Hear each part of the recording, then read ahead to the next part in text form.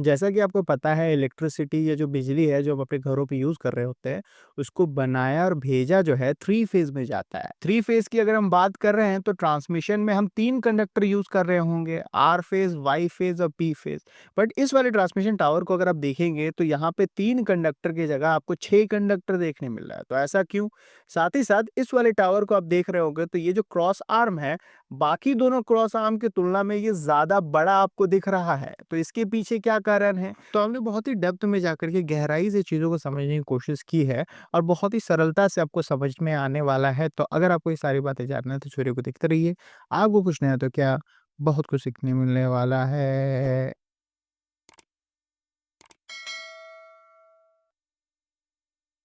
तो ये बात तो सत्य है कि 3 फेज़ पावर को भेजने के लिए आपको 3 ही कंडक्टर चाहिए होता है।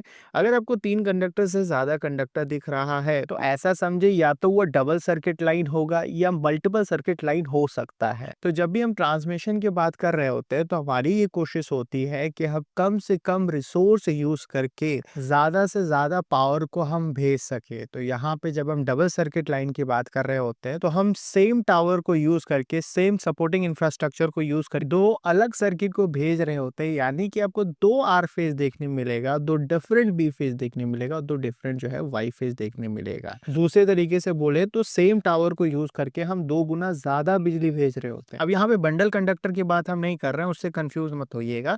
ये 2 डिफरेंट अलग फेज़ है, जो एक पर्टिकुलर कॉरिडोर में हम यूज़ कर रहे होते हैं, फिर 2 डिफरेंट एरिया में जाकर के ये डिस्ट्रीब्यूट होने वाला है। हम 2 अलग-अलग जगह पे जो है इसको भेजने वाले हैं। अब इसका फ़ायदा क्या है वो तो आप सोच ही पा रहे होंगे कि जो पावर ट्रांसफर कैपेबिलिटी है वो आपका बढ़ गया। आप कम रिसोर्स यूज़ करके जो है ज़्यादा पावर को भेज रहे हैं तो सिस्टम आपका ज़्यादा इकोनॉमिकल हो जाता है। मान लीजिए यही पावर आपको भेजना होता है सिंगल सर्किट लाइन यूज़ करके, तो आपको अलग-अलग से जो है टावर बिछाना पड़ता है और बिछाने के लिए ज़मीन भी आपको चाहिए। तो ये जो ज़मीन का कॉस्ट है, टावर पूरा से इंस्टॉलेशन का जो कॉस्ट है, ये सब कुछ जो आपका बच रहा होगा। अब देखिए एकदम से ऐसा कहना है कि हम सेम टावर ही यूज़ कर रहे होते हैं, ये थोड़ा-सा गलत होगा, क्योंकि डबल सर्किट ट्रांसमिशन लाइन को जब हम डिज़ाइन कर रहे होते हैं तो वहाँ पे आपको ज़्यादा नंबर ऑफ आर्म्स देखने मिलेगा अगर आप कंपेयर करते हैं सिंगल सर्किट ट्रांसमिशन लाइन की तुलना में। फिर भी अगर आप कंपेयर करेंगे कि एक डबल सर्किट ट्रांसमिशन टावर को बनाने में कितना स्टील का रिक्वायरमेंट लग रहा है, उसकी जगह पे 2 अगर हम सिंगल सर्किट वाला ट्रांसमिशन टावर बनाएं तो ज़मीन आसमान का अंतर आपको देखने मिलेगा। तो घुमा फिरा के कहने का मतलब वही है कि ये ज़्यादा इकोनॉमिकल पड़ता है और साथ ही साथ सिस्टम का ये रिलायबिलिटी भी बढ़ा देता है। रिलायबिलिटी कैसे बढ़ रहा है? मान लीजिए जनरेटिंग स्टेशन में बिजली को आप बनाएँ, फिर उसको ट्रांसमिट कर रहे होते हैं इस डबल सर्किट लाइन की मदद से और ये एक पर्टिकुलर सिटी में जाकर के वहाँ डिस्ट्रीब्यूट होता है। तो एक सर्किट में अगर प्रॉब्लम आता है, तो ऐसा नहीं होता है कि पूरा का पूरा पावर जो है आपका सिटी में जाना बंद हो गया। कम से कम कुछ तो पावर हम डिलीवर कर पा रहे हैं, यानी कि सिस्टम पे भरोसा बढ़ गया। अब इसी से कनेक्टेड जो है आपका चौथा पॉइंट भी है कि मेंटेनेंस का जो अपॉर्च्युनिटी है, हमें ज़्यादा मिलता है। कई बार क्या होता है कि अगर सिंगल सर्किट लाइन अगर है और बहुत ज़्यादा पावर को डिलीवर कर रहा है किसी भी सिटी में, तो अक्सर उसको मेंटेनेंस करने में हमें दिक्कत आता है, हमें बहुत सोचना पड़ता है, अप्रूवल में काफ़ी दिक्कत होता है।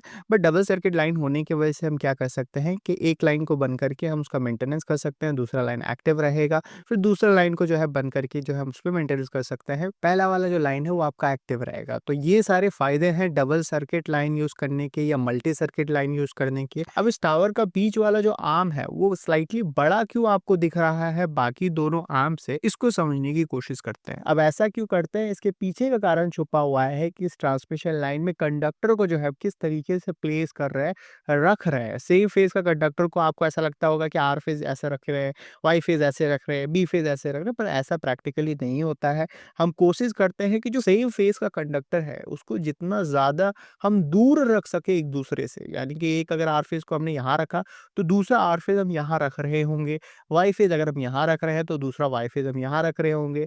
अब बी फेज़ में हम क्या करेंगे, अब तो जगह ही नहीं बचा भाई, तो इसको हम खींच करके इसको बड़ा कर देते हैं। क्यों? क्योंकि हम चाहते हैं कि सेम फेज़ के कंडक्टर को जितना दूर रख सके उतना रखने की कोशिश करते हैं। अब इसके पीछे का क्या कारण है? तो अब ऐसा करने से 2 चीज़ होता है। पहला कि जो जीएमडी है, यानी कि ज्योमेट्रिकल मीन डिस्टेंस, वो कम हो जाता है और दूसरा जो जीएमआर है, ज्योमेट्रिकल मीन रेडियस, वो बढ़ जाता है। अब ये जीएमडी और जीएमआर क्या होता है, उसके बढ़ने घटने से होता क्या है, हम क्यों इंटरेस्टेड है, क्यों इस चीज़ के बारे में बात कर रहे हैं? तो जैसा कि हमने आपको बताया कि जीएमआर का full form geometrical mean radius होता है और ये इस बात को बता रहा होता है कि सेम फेज़ के कंडक्टर की बीच बीच की दूरी को ये दर्शा रहा होता है, यानी कि जितना ज़्यादा दूर जो है आप सेम फेज़ के कंडक्टर को रख रहे होंगे, डिस्टेंस बढ़ा रहे होंगे, वैसे-वैसे आपका जो जीएमआर है, ज्योमेट्रिकल मीन रेडियस, वो बढ़ रहा होगा। तो आपको समझ में आया कि जब हमने ऐसा कहा कि सेम फेज़ के कंडक्टर को हम ज़्यादा से ज़्यादा दूर रखना चाहते हैं, तो उससे हमारा जो जीएमआर है, वो बढ़ रहा होता है, यानी कि दूर रख रहे हैं तो जीएमआर बढ़ा रहे हैं। दूसरी तरफ जीएमडी की अगर हम बात करें, ज्योमेट्रिकल मीन डिस्टेंस, तो वो 2 डिफरेंट फेज़ के बारे में बात कर रहा होता है। 2 डिफरेंट फेज़ के कंडक्टर का जो इफेक्टिव डिस्टेंस है, उसके बारे में बात कर रहा होता है। तो उसको जितना आप कम रखेंगे तो आपका जीएमडी कम होगा, उसको दूर रखेंगे आपका जीएमडी जो है बढ़ रहा होगा। तो यहाँ पे अगर आप देखेंगे, आर्म के दोनों आस-पास में जो है 2 डिफरेंट फेज़ का कंडक्टर हम यूज़ कर रहे होते हैं, यानी कि हमारा जो जीएमडी हम कम कर रहे होते हैं और हमारा जीएमआर जो है वो बढ़ रहा होता है। ये समझ में आ गया। अब जीएमडी कम होने से, जीएमआर बढ़ने से होगा क्या? होगा यूँ कि जो इंडक्टेंस है आपका L, वो कम हो रहा होगा। वो कैसे कम होगा, वो इस इक्वेशन से आप समझ पा रहे होंगे। यहाँ पे जो डिनोमिनेटर में है उसको हम बड़ा कर रहे हैं और जो न्यूमरेटर में है उसको हम छोटा कर रहे हैं। तो आपका L का वैल्यू क्या होगा? वो छोटा हो रहा होगा, राइट?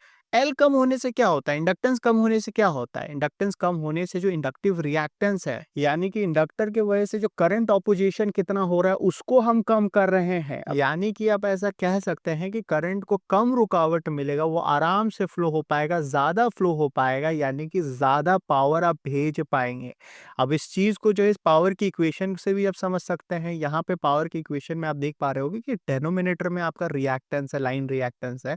तो नीचे वाला वैल्यू अगर छोटा हो रहा होगा तो आपका पावर जो है वो बढ़ रहा होगा। तो आपको समझ में आ गया कि ये टावर का जो ये वाला आर्म्स है, उसको हम बड़ा क्यों कर रहे हैं। तो डायरेक्टली आप ऐसा कह सकते हैं कि इसको बड़ा करने से हमारे सिस्टम का एफिशिएंसी बढ़ जाता है, हम ज्यादा पावर को जो है ट्रांसफर कर पाते हैं। क्यों ज्यादा पावर को ट्रांसफर कर पा रहे हैं? क्योंकि जो रिएक्टेंस है आपका वो रिड्यूस हो रहा होता है। रिएक्टेंस कैसे रिड्यूस होता है? क्योंकि इंडक्टेंस आपका कम हो रहा होता है। रिएक्टेंस जो इंडक्टेंस के ऊपर डिपेंड कर रहा होता है। इंडक्टेंस क्यों कम हो रहा है? क्योंकि जीएमडी को हम कम कर रहे हैं और जीएमआर को हम बढ़ा रहे हैं। तो उम्मीद है आपको अच्छे से समझ में आया होगा कि इसके लेंथ को जो है बड़ा क्यों रखा जाता है बाकी के कंपैरिजन में। ये डबल सर्किट लाइन क्या होता है? इस वीडियो में हमने कई बार बंडल कंडक्टर के बारे में जिक्र भी किया था। तो अगर आपको जानना है कि ये बंडल कंडक्टर क्या है, ये कैसे डबल सर्किट ट्रांसमिशन लाइन से डिफरेंट होता है, तो इस वाले वीडियो को क्लिक करके आप देख सकते हैं। ट्रांसमिशन लाइन के बारे में और भी ज्यादा जानना है तो ये राइट वाली वीडियो जो है आपकी काफी काम की है। मिलते हैं ऐसे किसी वीडियो में। Till then take care, bye bye.